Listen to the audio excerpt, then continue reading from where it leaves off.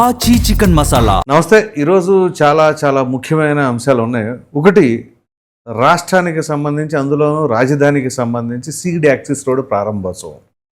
ఉన్న అడ్డంకులన్నీ తొలగిపోయినాయి, కోర్టులో అన్ని ఎటువంటి అడ్డంకులు అన్నీ తొలగిపోయినాయి. ఈ నేపథ్యంలోనే ఈ సీడ్ యాక్సిస్ రోడ్డు ప్రారంభోత్సవం. దాంతోపాటుగా ప్రజాప్రతినిధులకు సంబంధించిన క్వార్టర్స్, ఎమ్మెల్యేలకి, వాళ్ళకి. సో ప్రక్కన ఈ ప్రారంభోత్సవ కార్యక్రమాలు, మరో ప్రక్కన జగన్మోహన్ రెడ్డి గారి ములాఖత్, పరామర్శ యాత్ర. ఎవరికి? ఆలూరు ఎమ్మెల్యే అయినటువంటి వీరూపాక్షి గారిని పరామర్శించడానికి. జరిగిన ఘటన ఏంటో మీకు తెలుసు కదా. ఒక కుటుంబం మీద పడి దాడి చేసి, అది ఎవరికి? చిన్నగా కార్యకర్తల మధ్య, ఆ పార్టీకి ఈ పార్టీకి మధ్య, కార్యకర్తల మధ్య వచ్చిన వివాదం, ఫోన్లో వచ్చిన వివాదం. అది కాస్త డైరెక్ట్గా ఎమ్మెల్యే గారే వెళ్ళి వాళ్ళ మీద అటాక్ చేసే పరిస్థితికి వచ్చేసింది. అంటే ఈ నేపథ్యంలో ఆయన పైన కేసు రిజిస్టర్ అవ్వడం, ఆయన రిమాండ్కి పంపించడం. జగన్మోహన్ రెడ్డి గారి సంగతి తెలియదేముంది, పరామర్శ యాత్ర నార్మల్గానే ఉంటాయి. కాకపోతే ఇక్కడ విచిత్రమైన విషయం ఏంటి అంటే, ఆయన వెళ్ళే ప్రతి పరామర్శ యాత్ర ఒక వివాదంగా మారుతూ ఉంటుంది.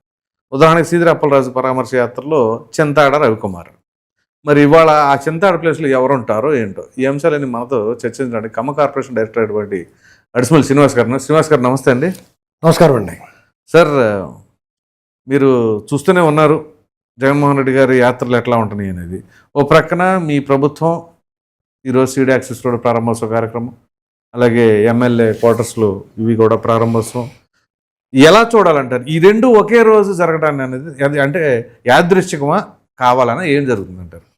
ఇప్పుడు కూటమి ప్రభుత్వం చంద్రబాబు నాయుడు గారి నాయకత్వంలో అమరావతి విషయంలో వాళ్ళు ఈ 2 సంవత్సరాల నుంచి అనేక అడ్డంకులు, ఆటంకాలు. ఇప్పుడు చాలామంది ఏమనుకున్నారంటే, చంద్రబాబు నాయుడు గారు రాగానే అమరావతి ఓపెన్ అయిపోద్ది అనుకున్నారు. రైట్. కానీ జగన్మోహన్ రెడ్డి గారు ఏం చేశాడంటే, తన 5 ఏళ్ల కాలంలో అమరావతిని ఎంత గొయ్యి తీసుకెప్పాడో అంత కప్పెట్టాడు. అంటే మానసికంగా వేధించడం, లేకపోతే 3 రాజధానులు అనటం, లేకపోతే అమరావతిలో వర్క్ చేయకపోవటమే కాదు, ఉన్నదాన్ని ధ్వంసం చేశారు. సిఆర్డీఏలో అనేక మార్పులు చేయడం కుదరలేదు అతనికి, కానీ డిస్టర్బ్ చేయగలిగాడు. సెంటు భూములు, పట్టాలు ఇవ్వటం, రకరకాలు చేశాడు అతను. కొన్ని చట్టాలు మార్చడం, కొన్ని నోటీసులు ఇవ్వటం. ఇప్పుడు సిఆర్డీఏ అప్పుడు చంద్రబాబు నాయుడు గారు దిగిపోయే ముందు భూ సమీకరణ, సేకరణ, భూ సమీకరణ కుదరకపోతే సేకరణకు నోటీస్ ఇచ్చారు. అది ఇతను రాగానే ఉపసంహరించుకున్నాడు. మళ్ళా యథావిధిగా ఆ రైతులు ఆ సీడ్ యాక్సిస్ రోడ్డు కేవలం వాళ్ళ వల్ల ఆగింది. అప్పుడే పూర్తి అవ్వాల్సింది. రైట్.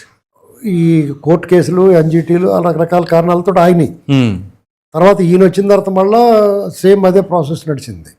ఎప్పటికే క్లియర్ అయింది. అది యుద్ధ ప్రాతిపదిక మీద సీడ్ యాక్సిస్ రోడ్ రెడీ చేశారు. స్టీల్ బ్రిడ్జిలు కూడా రెడీ అయినాయి. చాలా ఏళ్ళుగా ఒక వేధిస్తున్న దారి కరకట్ట నుంచి రాకపోకలు సాగిస్తుంటే చాలా ఇబ్బందిగా ఉండేది. అవును. ఇప్పుడు అది కొంచెం ఫ్రీ అయింది. సీడ్ యాక్సిస్ రోడ్ రెడీ అవుతుంది. అదొకటి, అది అచీవ్మెంటే ఒక రకంగా చెప్పాలంటే. రైతులు చాలా నష్టపోయారు. జగన్మోహన్ రెడ్డి నమ్ముకుని వాళ్ళు నలుగురితో పాటు నడవాలండి.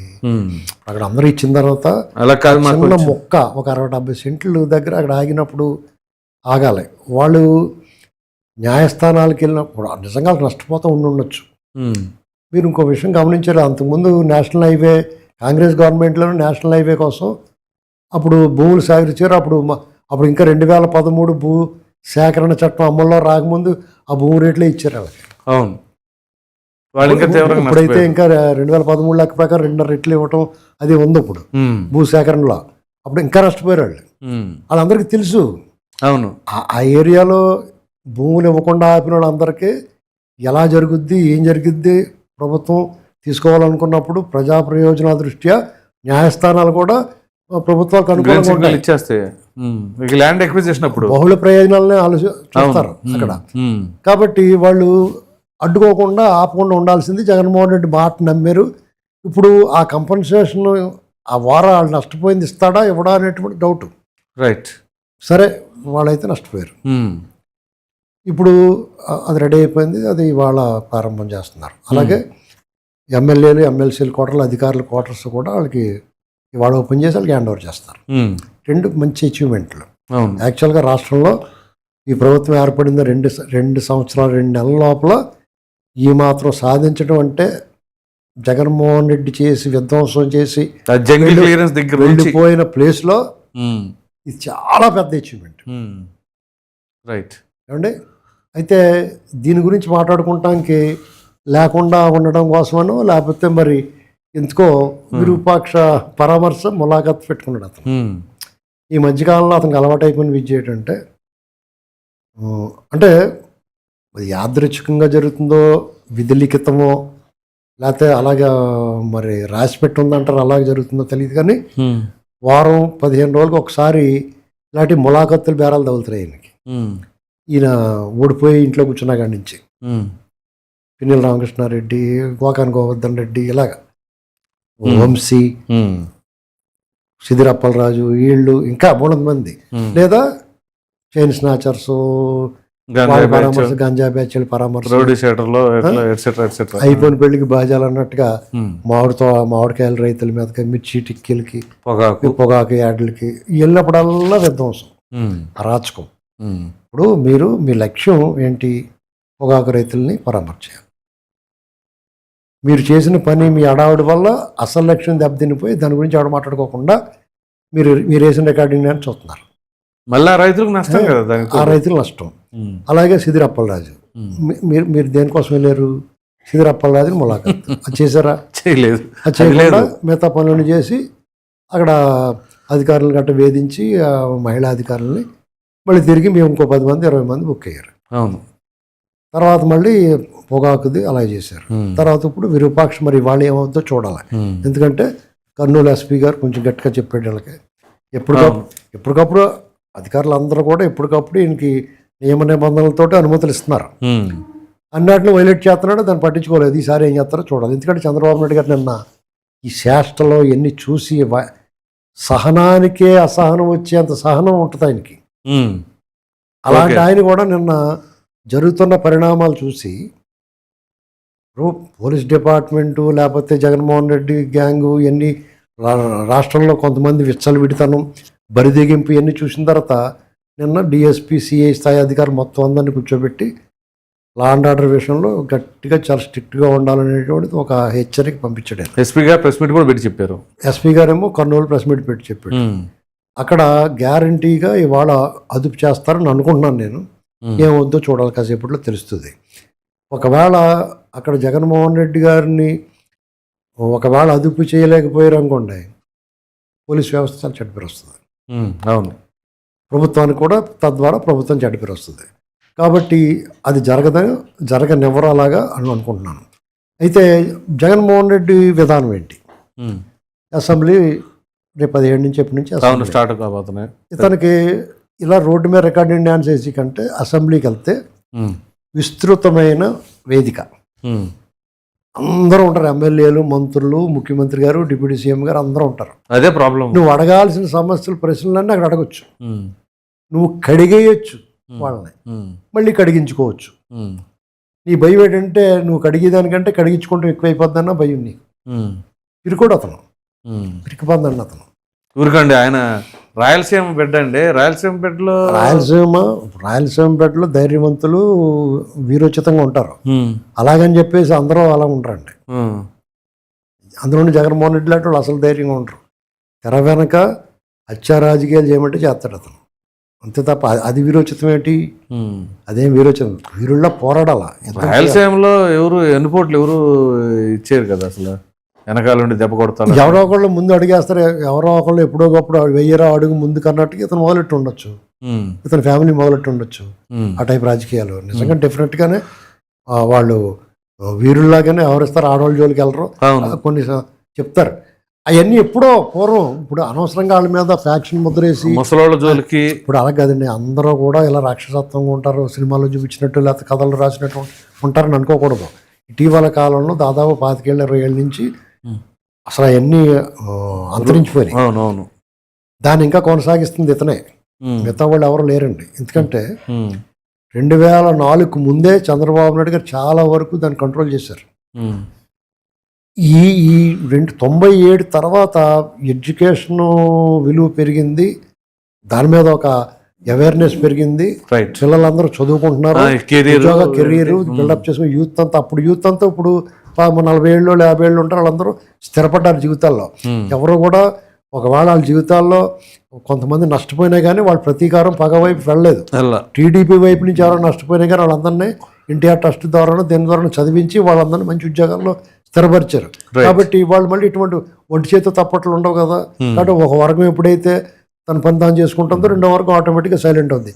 అలాగే 10 దశాబ్దాలు గడిచి కొలితే అందరూ సైలెంట్ అయిపోయారు.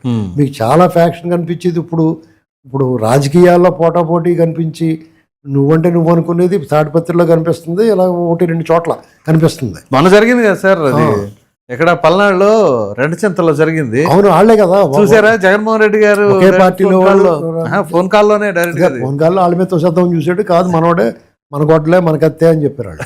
అంతే అక్కడ చెదురుముదురుగా ఈ పార్టీకి సంబంధించిన వ్యవహారాల్లో అందరూ కల్మషంగా ఎందుకుంటారండి, నిష్కల్మషంగా ఉండి వాళ్ళు అనేక మంది. అవునవును, పార్టీలు వేరైనా అంటే జగన్మోహన్ రెడ్డితో ఉన్నంత మాత్రం అందరూ చెడ్డలు ఉండరు.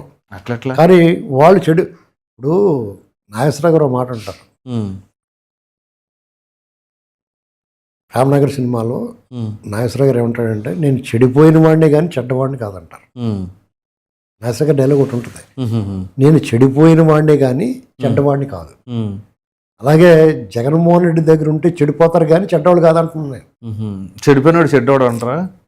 తర్వాత చెడిపోతారు, ఆడు చెడ్డోడు కాదు కానీ చెడిపోయాడు. ఓకే, చెడగొట్టారు. అసలు ఒరిజినల్గా చెడ్డోడు జగన్మోహన్ రెడ్డి అండి. అతను సాంగత్యంగా వెళ్ళిన చెడిపోతారు తప్ప వాళ్ళు మంచోళ్ళు కూడా చెడ్డోళ్ళు అయిపోతారు, చెడగొట్టబడతారు, చెరచబడతారు అన్నమాట ఇతని వల్ల. ఇది మనం చెప్పదలుచుకున్నది. కాబట్టి ఇతను ఎప్పుడు అలాగే వ్యవహరిస్తాడు. దీన్ని కంట్రోల్ చేయకపోతే చాలా కష్టం అండి. అయితే ఇప్పుడు ఎయిర్పోర్ట్ దగ్గర నుంచి జైలు దగ్గరికి 38 కిలోమీటర్లు 39 వస్తుందని చెప్పి ఎస్పీ గారు అన్నారు. సో ఈ 38 కిలోమీటర్లకి మామూలుగా ఆయన ట్రావెల్ చేసే కాన్వాయ్ చూసారు కదా, ఎంత స్పీడ్ తెలియదు, 6 గంటలు వెళ్ళచ్చు మామూలుగా ఆయన కాన్వాయ్ అది ఎన్ని గంటలు వెళ్తుందో తెలీదు. అయితే ఇక్కడ యాక్చువల్గా ఆయన ఫ్లైట్ ల్యాండ్ అయ్యేది 11:30కి ఎయిర్పోర్ట్కి వస్తారంట. అది ఫ్లైటో మరి చార్టెడ్ ఫ్లైటో హెలికాప్టర్ వాట్ ఎవర్, 11:30కి 11 గంటలకు అనుకుంటా, 12:30కి ములాఖత్ టైం. సరే 12 ఆయన ముందే ఇప్పుడు సార్ జాగ్రత్త పడ్డారని బహుశా నాకు తెలిసి సిద్దిరప్పల రాజధానికి ఏమో 4:30 పెట్టి అయిపోయింది కదా, ఇప్పుడు 12:30 పెట్టి 12:30కి వెళ్తారా లేకపోతే 4 గంటలకు వెళ్తారు, ఏంటో మరి ఎలా జరుగుద్దో చూడాలి. కాన్వాయ్ వరకే పర్మిషన్ ఇస్తారు తప్ప ర్యాలీలు లేవు, ఇంకా వేరే ఇతరత్ర ఏమీ లేవని చెప్పి ఎస్పీ గారు క్లియర్ కట్గా చెప్పారు. దాన్ని ఎలా చూడొచ్చు అంటారు? వాళ్ళు స్ట్రిక్ట్గా ఆయన చెప్పడం వరకు నేను చెప్పాడు, ప్రెస్ మీట్ జన సమీకరణ కూడా చేయకూడదు అన్నారు చెప్పాడు. మీరేం అనుమతులు లేవు, అనుమతులు ఇచ్చినంత వరకు మిమ్మల్ని అనుమతిస్తాం, మీకు పర్మిషన్ ఉన్నంత వరకు అనుమతిస్తామని చెప్పాడు. దాన్ని స్ట్రిక్ట్గా అమలు చేయాలి. 2 జగన్మోహన్ రెడ్డి గారు కూడా ఆయన బల ప్రదర్శనకి అయితే మీటింగ్ పెట్టుకోవచ్చు. అవును, బ్రహ్మాండంగా జన సమీకరణ చేసుకుని ఎవరు వద్దంటారు అనుమతి తీసుకోవడం, ఒక గ్రౌండ్ తీసుకుంటారు, బ్రహ్మాండంగా మీటింగ్ ఎన్ని పెట్టలేదు మీటింగ్లు అయినా ఇప్పుడు కూడా పెట్టుకోవచ్చు. అనవసరంగా రోడ్ల మీద అందరిని ఇబ్బంది పెట్టి ఆయన కూడా ప్రజల గురించి ఆలోచించాలి. ఇప్పుడు అధికారంలో ఉన్నప్పుడు ఎప్పుడు ఎలాగ ఆలోచించలేదు, ప్రతిపక్షంలో ఉన్నప్పుడు ఆలోచించాలి కదా. నిజంగా నీకు ప్రజా ప్రయోజనం అంటే నువ్వు అసెంబ్లీకే వచ్చేవాడు. కాబట్టి వాళ్ళ ఇంటెన్షన్ అంతా డిఫరెంట్ అండి. ఇప్పుడు అమరావతిలో ఈ ఈవెంట్లు జరుగుతున్నాయి, ఇప్పుడు ఆ రెండాటిని డైవర్ట్ చేయాలనేటువంటి ప్రధాన ఉద్దేశం, అందులో అనుమానమే లేదు. ఓకే, ఇప్పుడు వాళ్ళకి కొత్తగా వచ్చిన ముప్పు ఏంటంటే డిఎస్సి మీద అదే అడగబోతున్నాను నెక్స్ట్ ఫుల్ ఓవర్ యాక్షన్ చేశారు వాళ్ళు డిఎస్సి మీద. ఇప్పుడు వాళ్ళకి ఏపీపీఎస్సి తగులుకుంది, మెడకు చుట్టుకుంది ఇప్పుడు మళ్ళీ. ఎందుకంటే వీళ్ళు ఏపీపీఎస్సి దాని గురించి అంత దారుణంగా చేసి 3 సార్లు వాల్యుయేషన్ చేసి ఫారెన్సిక్ ల్యాబ్ రిపోర్ట్ చూస్తే షాక్ అవుతారు. భవానీ ఐలాండ్లో వాళ్ళ చేత వాళ్ళ చేత వీళ్ళ చేత రాయించి పేపర్ కరెక్షన్ చేయించి తర్వాత ఇంటర్వ్యూల్లో కూడా మార్కులు వాళ్ళకి కావాల్సిన వాళ్ళకి డేటా ఎంట్రీ ఆపరేటర్స్. ఇప్పుడు ఫోర్స్నిక్ అది వచ్చిన తర్వాత వాళ్ళ బొమ్మ వచ్చి వాళ్ళు బతికేమైపోద్దండి. ఇప్పుడు అప్పటికే కోర్టు అప్రధాన్యత పోస్టులో పెట్టమన్నారు. డెఫినెట్ గా రేపు తీసేయమని ఆర్డర్ వస్తే వాళ్ళ పరిస్థితి ఏంటి? రావచ్చు కూడా, వస్తుందండి. వాళ్ళకి వ్యతిరేకంగా వచ్చింది అనుకోండి జరిగినట్టుగా. మీకు అందులో మొహమాట లేకుండా తీసేయాలండి. ఇందులో మొహమాటాలే ఉంటాయి సార్ చట్టపరంగా. అయ్యో కొంతమంది నష్టపోతున్నారనే ఏమాత్రం జాలి పడకూడదు. వాళ్ళు అడ్డదారులు వచ్చారు, ఫౌల్ గేమ్ ఆడారు వాళ్ళు. అదే కదా ఇప్పుడు అందులో 95% ఇది జరిగింది అన్నట్టుగా బయటపడింది. అయితే ఇక్కడ వీళ్ళు డిఎస్సి గురించి మాట్లాడుతున్నారు. రీ ఎగ్జామ్ పెట్టమని కోరితే దానికి తప్పులేదు. ఇప్పుడు నీట్ ఎలా పెట్టారు అట్లాగే పారదర్శకంగా. అసలు జగన్మోహన్ రెడ్డి ఇప్పుడు లోకేష్ గారిని రాజీనామా చేయమంటున్నాడు, జగన్మోహన్ రెడ్డి రాజకీయాలు వదిలేసిపోవాలి. ఇప్పుడు రాజీనామా చేయడానికి ఏం లేదు కాబట్టి రాజకీయాలు వదిలేరు. రాజకీయాలు వదిలేసిపోవాలి. నేను చిచ్చి నేను రాజకీయాలు వదిలేసిపోతున్నాను, తప్పు దొరికేసాను కాబట్టి. అటువంటి సిగ్గు శారం ఉంటే ఎందుకు జరుగుద్దా? కాదు, మీరు ఎక్స్పెక్ట్ చేస్తారు కదా. నేనే ఎక్స్పెక్ట్ చేయను. నేను జీరో ఎక్స్పెక్టేషన్ అతని గురించి. నేను ఇప్పుడు అతను ప్రవర్తిస్తున్న దానికంటే ఇంకా నీచంగా ఉంటాడు ఇతను అనుకున్నాను. అలాగే ఆ క్రమంలో దిగుజారుతున్నాడు. ఓకే, ఇప్పుడు నేను ఒక అడుగు ఇంకా తక్కువకే అతను అంచనా వేస్తున్నాను. ఈసారి అలా అంత దిగజారపోయినా మళ్ళీ సారి దిగజారుతున్నాడు. ఓకే, అర్థమైందండి. ఇప్పుడు దాకా మీ ఎక్స్పెక్టేషన్ రీచ్ అవ్వలేదు, ఈసారి రీచ్ అవ్వడం ట్రై చేస్తాను. నేను ఇతను ఇంకంతకన్నా నీచంగా ఉంటాడు అనుకుంటున్నాను. అదే దానికి ఈసారి లేదనుకోండి, మళ్ళా సారి అంతకన్నా నీచంగా చేసుకుంటారు. నేను అప్పుడు ఇంకా ఎక్కువ ఎక్స్పెక్ట్ చేస్తున్నాను, ఇంకా దిగజారిపోతాడు ఇతనండి. ఇప్పుడు ఇతన్ని కంట్రోల్ చేయాల్సిన చంద్రబాబు నాయుడు గారు చాలా స్ట్రిక్ట్గా ఉంటారు అనుకుంటున్నాను నేను. ఎందుకంటే వాళ్ళకి ఇతన్ని ఇప్పుడు ఎవరికన్నా చెప్తే వినాలి, తెలుసుకోకపోతే తెలుసుకోవాలి. ఒకవేళ నువ్వు అనుమానం పడితే అనుమానాన్ని నివృత్తి చేస్తే నువ్వు అనుమానం నివృత్తి చేసుకోవాలి. ఏమీ లేకుండా అడ్డుగా అన్నీ వినేసి మళ్ళీ మొదలుకు వచ్చేస్తుంటే డిఎస్సి అవకతవకలో అన్యాయం జరిగింది, లంచాలు తీసుకున్నారు, లేదా లోకేష్ పదే పదే ఇదే మాట్లాడుతుంటే వీళ్ళు ఏం చేయాలనేటువంటి నిజంగా వాళ్ళు కన్ఫ్యూజ్గా ఉంది. దాని పరిష్కారం ఏంటంటే 10 సార్లు చెప్తారు, వినకపోతే డెప్ నోట్లు అవుతారు కదా ఎవరన్నా చనిపోయిన మామూలుగా ఏంటండి. ఇతను ఈ అంశంలో మాత్రం లేదా ఇతనికి ముక్కుతాడేయాలంటే కొంచెం ఎటకారంగా ఉన్నా సరే నువ్వు ఎక్కడ ఉంటావు, నీకెందుగా శ్రమ, అనవసరంగా కాన్వాయిలు గిన్వాయిలు, మీ క్యాటర్ డబ్బులు పొక్కేందుకు, నువ్వు ఇంటికాడ కూర్చో, నీకు అప్పుడు విరూపాక్షని మేమే తీసుకొచ్చి నీకు చూపిస్తామని చెప్పాలి. విరూపాక్షని కోర్టు తీసుకెళ్ళినట్టుగా వ్యాన్లోకి ఇచ్చుకొచ్చి ఆ వ్యాన్లోని కూర్చోబెట్టి ఆ బొక్క ఉంటుంది కదా, ఆ బొక్కలోంచి ముఖం పెడతాడు విరూపాక్ష. జగన్మోహన్ రెడ్డి ఏమో వాళ్ళ గేటు దగ్గర బొక్కలో ముఖం పెడతాడు, ఇద్దరిని దగ్గర మాట్లాడుకోమనాలి. ఏమండి అలా చేయొచ్చు, ట్రై చేయొచ్చు, ప్రభుత్వం తలుచుకుంటా. అంటే జెన్యూన్ గా ఆ వ్యక్తిని కలవడం కోసం వెళ్తున్నట్లా, లేకపోతే అదే తేలిపోద్ది కదా. అలాగైతే నువ్వు అతన్ని మొలాఖాత్ అతను భరోసా ఇవ్వాలనుకుంటున్నావు, నువ్వు అలాగుండు, మేము తీసుకొస్తాం కదా, నువ్వు చేయాలనుకుని చెయ్యి అని చెప్పి అతను తీసుకెళ్ళి అప్పు చెప్పాలి. లేదా ఆన్లైన్ కోర్టు అతను జైల్లో ఉంటాడో అతని ముందు పెడతాం. అది బెటర్ కదా, ఇంకా ఎవరికే గొడవ ఉండదు. నువ్వు ఇంట్లో కూర్చొని మాట్లాడి నీకు 10 నిమిషాలు అడ్డుకోవడానికి పోతాను, అరగంట మాట్లాడి ఇతనికి ఏం మాట్లాడతానికి ఏమి లేకుండా కట్టేస్తాడు వేగం.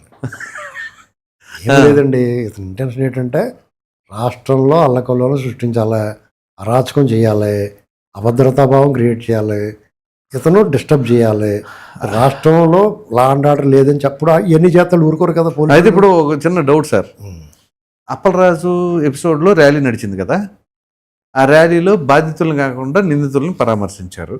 ఓకే, ఇప్పుడు కూడా యాదవ్ అనే ఒక వ్యక్తి హాస్పిటల్ బెంగళూరులో ట్రీట్మెంట్ జరుగుతూ ఉంది, కొట్టుమిట్టాడుతూ ఉన్నాడు అతను. సరే, వాళ్ళు బాధితులు, అది ప్రక్కన పెట్టేసి ఇప్పుడు కూడా నిందితుల దగ్గర దళిత కుటుంబాన్ని కూడా అదే అయితే ఇక్కడ శ్రీధర్ అప్పలరాజు గారి సతీమణి మొన్న ప్రెస్ మీట్ పెట్టి మాట్లాడారు. బహుశా రేపు ఎల్లుండో విరూపాక్షి వాళ్ళ సతీమణి కూడా ప్రెస్ మీట్ పెట్టి ఏమైనా మాట్లాడతారంటారా? అన్ని కామన్ గా జరుగుతాయండి, ఇదే ఫార్ములానా? ఎందుకంటే వాళ్ళదంతా కూడా యాడ్వర్స్, ఊరందరితో ఒక దారి అయితే వీళ్ళతో ఒక దారిలో ఉంటుంది. దాన్ని నచ్చి వాళ్ళు ఉంటారు కదా. అతను సీతారామాంజనేయులు ఏపీఎస్సీ అంత అక్రమాలు చేస్తుంటే ఎవరో ట్వీట్ చేస్తాడు, ఒక డిఐజీ ర్యాంక్ అధికారిని మీరు అరెస్ట్ చేస్తారా అంటే, కేసు పెడతారా? అవునవును. అయితే వాళ్ళ మీద పెట్టకూడదా? వాళ్ళు మాత్రం ఇష్టం చేసి ఇష్టం వచ్చినట్టు ఏంటంటే మొన్నే కదండి అసలు విషయం బయటపడింది, సీక్రెట్ గా మీటింగులు పెట్టేసి ఇదే కారణం అయి ఉండొచ్చు బహుశా. ఏపీఎస్సీ ఎపిసోడ్ ఎక్కడ మీద వస్తుందో మనకి, మనం కస్టడీలో పెట్టకుండా ఉండాలి, సేవ్ చేయాలి అంటే వీళ్ళు ఇట్లాంటి అవన్నీ ఏమి ఉండవండి, మొత్తం లోపలేస్తారు, ఎవరు తప్పించుకోలేడు. వాళ్ళు ముందే తెలుసుకోవాలి. ఇప్పుడు నువ్వు డిఐజీ ర్యాంక్ అధికారితే క్రిమినల్ అయితే ముద్దెట్టుకుంటారా? నువ్వు నేర స్వభావం ఉండి నేరం చేస్తుంటే ఊరుకుంటారా? నేరానికి కులం ప్రాంతం అయ్యిందేదో అయింది ఇప్పటి వరకు. మిగతా అధికారులు కూడా ఆలోచించుకోవాలి, ఆ గట్టును ఉంటారా ఈ గట్టును ఉంటారా. జగన్మోహన్ రెడ్డితో ఉంటే మీరు జైలుకి వెళ్తాం ఖాయం ఎప్పటికైనా. ఇప్పుడు వాళ్ళు అధికారులు ఉన్నప్పుడు ఉన్నా జైలుకి వెళ్తారు, ఇప్పుడు వాళ్ళు కూడా ఉన్నా జైలుకి వెళ్తారు. ఎందుకంటే అతను మీ చేత తప్పు చేయిస్తాడు. నేత్ర కోసమా దేనికోసమైనా సరే.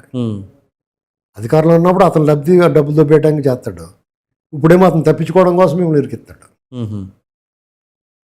ఇప్పుడు కూడా బలవుతారు. ఇప్పుడు కొడాల నానికి నోటీస్ ఇవ్వడానికి వెళ్ళినట్టు బుక్ అయిపోయా ఎస్ఐ వీఆర్ పంపించారు కదా, పంపించారు కదా. ఎలాగ ఉంటుంది వాళ్ళతో అంటగాగిన వాళ్ళతో వాళ్ళు వెళ్తుంటే కళ్ళు మూసుకోవాలి మీరు. ఉమ్, వాళ్ళ వంక చూస్తే కూడా దరిద్రం పట్టుకుంటుంది వాళ్ళకి. అర్థమైందండి. ఉమ్. వాళ్ళు ఎదురు పడుతున్నారు కళ్ళు మూసుకుంటే ఏం వాళ్ళు కూడా వాళ్ళ మరి ఆయన దగ్గరికి వెళ్ళినప్పుడు కళ్ళు ఎట్ట మూసుకుంటాడు సార్? మూసుకోవాలి అంతే. అప్పుడు అయ్యి బాబు నన్ను చూస్తూనే కళ్ళు మూసుకుంటున్నారు వీళ్ళు. ఎందుకని విఆర్ పంపించారండి ఆయన? ఆ? విఆర్ ఎందుకు పంపించారు ఆయన? అతను అక్కడ కొడాలి నాని దగ్గర అతను వ్యవహరించాల్సిన దానికన్నా ఎక్కువ ఓవర్ యాక్షన్ చేశాడు. ఉమ్. అంటే బాగా సాన్నిహిత్యంగా మా సాన్నిధ్యం ఓవర్ యాక్షన్ చేశాడు అని చెప్పేసి ఎందుకు ఊరుకుంటారండి? మంచి కీన్ అబ్జర్వేషన్ మీద పెట్టారు. ఇప్పుడు వీళ్ళందరూ వీళ్ళు ఇష్టమైనట్టు చేస్తారు, మీరు మాత్రం ఏమనుకూడదంటే ఊరుకుంటారా? ఖచ్చితంగా ఇంకా మాలాటోళ్ళ సలహాలు వింటలేదు, వాళ్ళు ఇంటి ఇంకా దారుణంగా ఉంటుంది ట్రీట్మెంట్. మరి అలాగైతే ఇప్పుడు పోలీసులు వ్యవహరిస్తున్న తీరు, ఫర్ ఎగ్జాంపుల్ చెప్తానండి. నిన్న ఒక ఘటన జరిగింది శ్రీకాళహస్తిలో. ఒక కుర్రోడు కత్తి తీసుకొని కానిస్టేబుల్ పైకి వెళ్ళాడు. సరే, దాని మీద నేను కొంచెం గట్టిగానే వాయిస్ వినిపించాను. ప్రభుత్వం అంటే నేను అనేది ఏంటి అంటే, ఘటనలు మనం ఆపలేం, కానీ ఆ చేసే వాళ్ళని భయపెట్టాలి ముందు ఫస్ట్ పాయింట్. అలా కాదండి, ఒక ఘటన జరిగిన తర్వాత దాని మీద తీసుకునే చర్యల ద్వారా ఇంకో ఘటన జరగకుండా ఆగుద్ది. ఎస్, అది నేను ఇప్పుడు అక్కడ ఎస్పి సుబ్బారెడ్డి గారు ఉన్నాడు, దానికి తగ్గట్టుగానే ఉంది అక్కడ. ఎస్పి సుబ్బారెడ్డి గారు అంటే నిజాయితీకి నిలబెట్టేద్దాం, చాలా పవర్ఫుల్గా ఉంటాడు. నిజాయితీ ఉన్నవాడు పవర్ఫుల్గా ఉంటాడు ఆటోమేటిక్గా. అర్థమైందా? డెఫినెట్గా దాని తాలూకు ఫలితం కనపడింది. వాళ్ళ రోడ్డు మీద నడుచుకుంటూ పోతున్నాడు అతను.